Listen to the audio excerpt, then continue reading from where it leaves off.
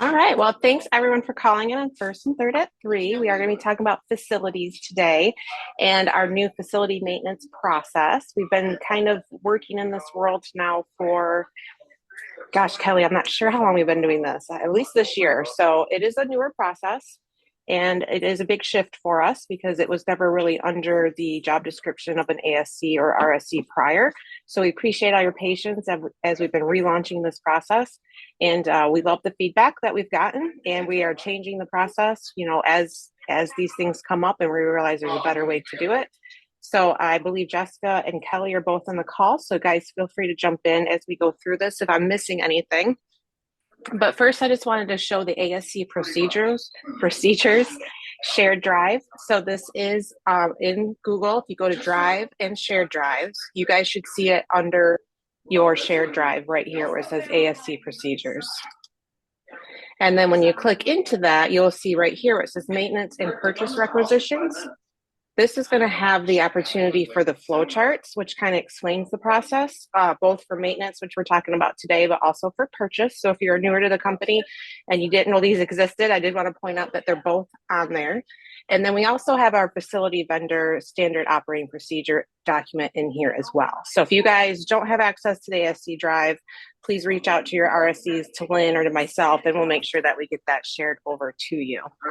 So when you click on the maintenance requisition flow chart, you'll see right here that it does walk through the process of what this looks like.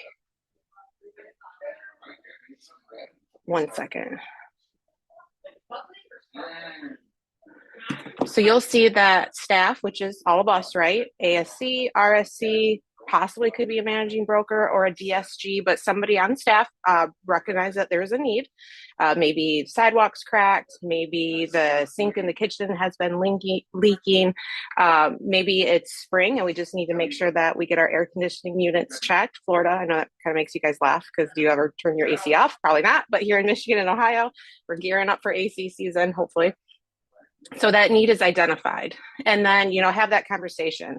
You guys can talk with Lynn. You guys can talk with somebody locally in your market, whether it's a managing broker, just kind of have a conversation, call Kelly, call Jessica, call myself, and we'll just make sure that, yep, this is a need. We got to get this done. Now, obviously, if it's an emergency, if we have things like any electrical fires or any emergency at all whatsoever, of course, immediately call who you need to call to get that handled. And then we will work the process after the fact. But emergencies need to be handled as emergencies, of course. So outside of that, if it's a maintenance thing, like, gosh, that wall looks really dinged up, I could really use a fresh paint and coat. It would be fantastic if we could get that done. Those things obviously are not emergencies, and we can take that, that process just a bit slower. But of course, emergencies, we need to get those things corrected and the appropriate people contacted immediately. And then we do have our facility sheets linked through here, right from this flow chart here. So you'll see when you click into those, depending on where you sit, like say for Michigan, you can go to your facility facts. And so an ASC will say Sheboygan, they can go to Sheboygan, Haley, hi if you're on, and they'll see who their vendor is. So these are the vendors that we've used previously. These are the vendors that we have probably some type of contractual agreement with, maybe on more than one office location. So these are the preferred vendors. Now these things change. We know they change. Maybe that vendor retired, or maybe a new vendor came in that, decided he could do region A and region B. So these will be updated as we see they need to be updated, but it's a really good starting point for you to go there to see who you can contact to get that quote, to get an updated W-9, to get an updated COI. So these are our facility sheets to help you guys know who your preferred vendor is. Accounting works off of this as well, so that they're aware of, when they're contacted with invoices and such, it all kind of flows through this process. So it may seem a little redundant on one end, but I guarantee it's because somewhere down in the flow of this process, somebody else needs to have the information. So check your facility sheets, and then of course, call that preferred vendor. And again, if we're calling and asking for quotes, that's not an emergency. If it's an emergency, of course, get them out there right away. And again, we can deal with the paperwork and the process after the fact. But get them out there, get the quote. Make sure you ask for that W-9, ask for an updated COI, because even if we have one on file, we really need to make sure it's updated.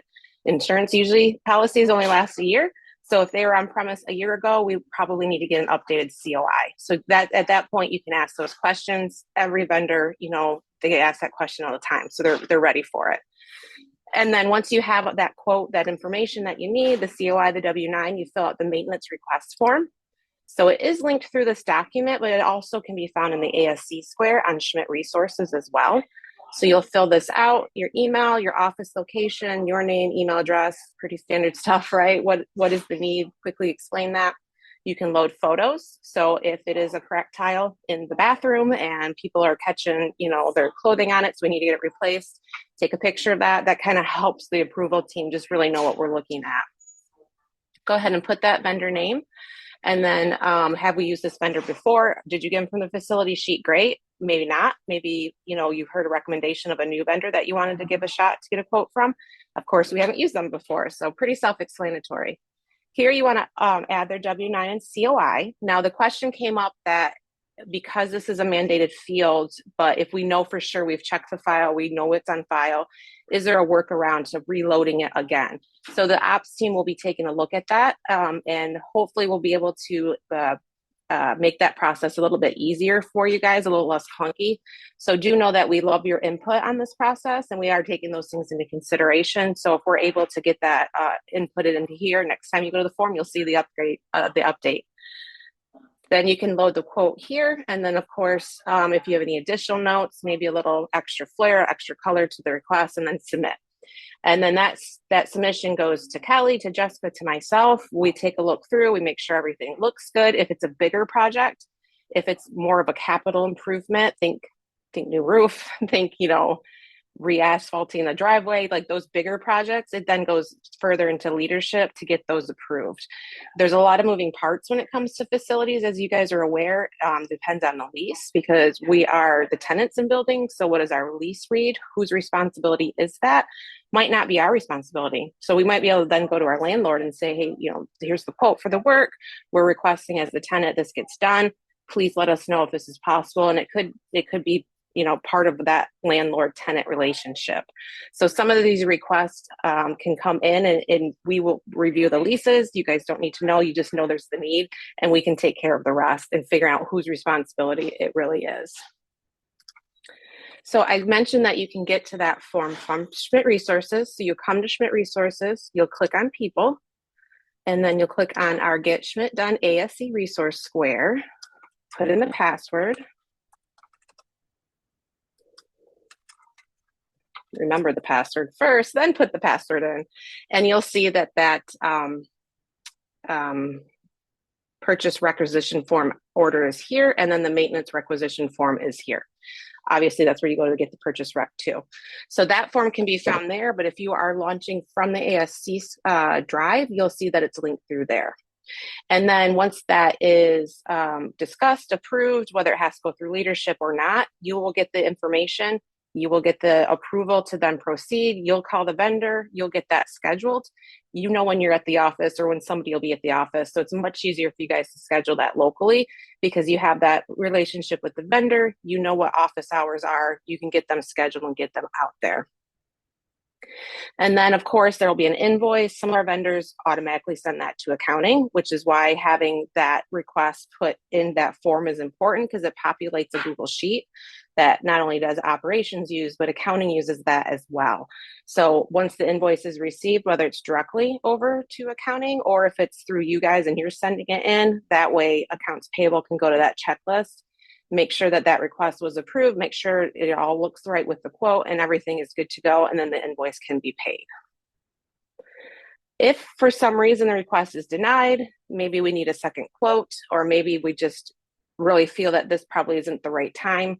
Like in Northern Michigan, we really don't clean carpets in fall because we're going into our messy winter season. So that's more of a spring thing. So if it's either denied or delayed, you also, whoever has requested that maintenance request will then get an email letting them know why that was. We're going to wait till spring to do this, or we're actually had 3 requests come in. So we're looking at a different vendor that might be able to get a better pricing or whatever it might be. That will be explained to you guys in the email. And then, of course, like I mentioned, if it's a bigger ask and it has to go through leadership, then it needs to go through the leadership team cadence with Jason and his team. So some of those things may delay that. Of course, always reach out if you're like, hey, man, I put a request in 2 days ago and I haven't heard back, which is not typical because Jessica and Kelly are usually Johnny on the spot with those. But don't hesitate to reach out because maybe we're waiting for more information on our end and we just forgot to get back to you. So always reach out if you have questions about this, either on the front end of that request or, of course, through the process as well. Now, going back to our facility vendor SOP, so the flow chart is kind of the visual, right? You can kind of track how that process will work. It has our links through to some of the other information you need, but our standard operating procedure is listed out here. So it's much more detailed when what that flow chart will show you. That's more of the visual that goes along with this piece. So this really explains kind of each step of that process in further detail. It also links through to the documentation, to the other information that you need to have. So that's good to keep on hand as well. If you keep an ASC procedure book in your office, lots of you guys do, this is a good one to print out and have handy because then you can quickly go there, remember what you need to get done, where to go to get the forms and whatnot. And then it kind of talks through the difference between a normal maintenance request and what might be a capital improvement. Because keep in mind there, that whole tenant-landlord relationship, how leases read, all of that comes into play. Further, what we have on this SOP is pages 2 and 3 with kind of the weekly, the monthly, the yearly kind of maintenance on our offices. Now, we're not saying that you have to do every single line item every single week or month in your offices, but it's just kind of high level things to keep an eye on. Like, man, yeah, I don't know when the last time our HVAC was maintained. Reach out. We can help talk through that. Well, maybe they're on a cadence. They're supposed to come every year, or maybe we fell off their radar for some reason. So we can help walk through some of those things. But it's a good idea to just take a look at this list. Again, it's right there in your ASC drive and just kind of go through this list, kind of chat through it, with Lynn if you need to, with your RSC, myself, again, either Kelly or Jessica. And it's just kind of important to keep an eye on some of these maintenance items in our offices. The other thing to point out is some of our offices are part of another building, right? They're in an office building. So it may not be a standalone operation. So some of these things may not apply to every single location. And of course, because we're Michigan and Ohio versus Florida, there's some of those differential tasks as well. So this is a very general list to just kind of give you an idea when you're going through your offices mentally, checking, making sure that there's no issues. Keep in mind, not all of these will apply to every single location. But you'll see their pages 2 and 3 do document some of those higher level tasks where page 1 really outlines that whole procedure. So I'm going to go ahead and pause and find my chat box. Zoom has updated yet again. So let me pop that open and we'll see if we have any questions. So feel free to unmute or go ahead and type them in the chat box about anything to do about this process, and we'll go ahead and get those answered for you. Or Kelly or Jessica, if you're on, if there's anything you wanted to add, let us know. I did just want to add one thing. While this is relevant to the office you sit at, it is also it also does pertain to the offices you oversee. Like, for instance, Pam Kelly, she sits at the Fountains Bay office, but also processes and oversees the Leland and Glen Arbor offices. So she would be the one responsible for maintaining those as well. And so she would be submitting requisitions for each of those offices. So it's not just where she sits, but it's also what offices she maintains. Yes, a very good point. As we have these gallery offices that may not have a dedicated staff, we're all responsible, right, for all of our areas. So just make sure that if you're unsure what that looks like for you, just reach out to Lynn. She'll talk through kind of what that setup is. And, we can work through some of those questions, but that's a really good point because we got to make sure that we're maintaining all facilities, whether you sit at them or not. So great, Jessica. Thank you for that. Kelly, anything to add? No, I think you covered it. All right, great. Well, as you guys work through these things, I'm sure questions will come up, so don't hesitate to reach out, but I highly encourage you to go into the drive today, print out or save that document to somewhere that you can take a look when you get a few minutes towards the end of your day here in the next weeks to come. So thanks so much for your time today. I really appreciate it. Bye, everyone.